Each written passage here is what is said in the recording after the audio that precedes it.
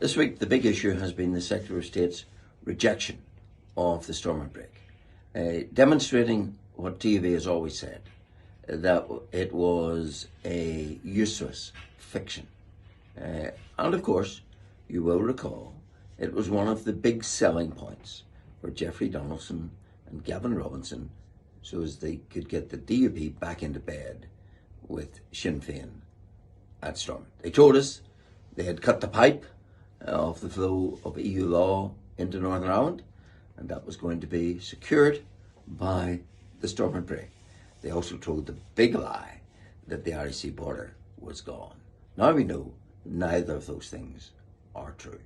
And the importance of that is this. The DUP, therefore, went back into government, enthroned Sinn Féin, did all that flows from that on the basis of false promises and false pretenses.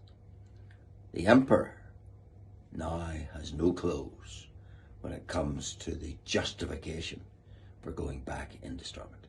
And if the DUP had principle and had the honesty that would come with it, then they would acknowledge not just that they oversold their deal, but that their deal was not worth buying.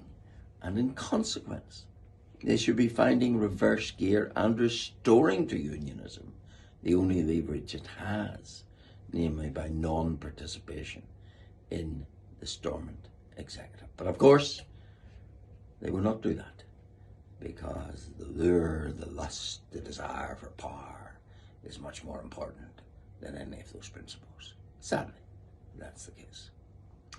And of course, in the House of Commons, I raised a number of issues this week. I raised again matters pertaining to the veterans community and the need for a statutory basis for the Commissioner's office. And I also spoke on the money resolution for the assisted dying bill. Now, of course, the assisted dying bill, which I'm opposed to and will vote against again at every opportunity, if it were to pass, it will impose huge financial costs, because it will require much extra work by the judiciary, much extra work by doctors, much extra work in the health service, because it's going to import into the National Health Service the assisting of dying. National Health Service is supposed to exist to save lives. No, we're going to move from a government which has been properly supporting suicide prevention to, under this bill, advocating, facilitating suicide for the elderly.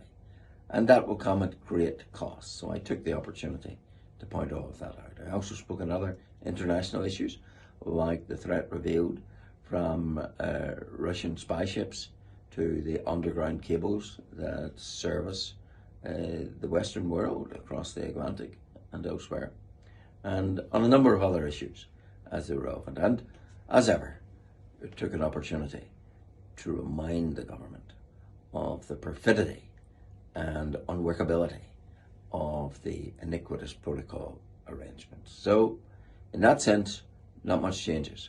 I'm here to be that siren voice against the dismantling of our union that the protocol is intended to achieve.